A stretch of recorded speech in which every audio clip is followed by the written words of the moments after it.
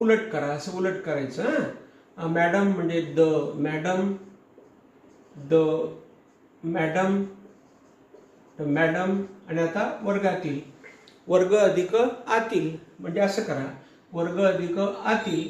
मग अगोदर आतील घ्या म्हणजे इन, आणि मग वर्ग घ्या द क्लास.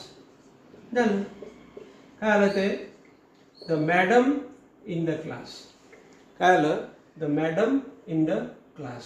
याचा अर्थ असा झाला की वर्गातील, बघा हा झाला वर्ग आणि हा झाला आतील म्हणजे मधील, म्हणजे वर्गामधील, वर्गातील, आतील मॅडम.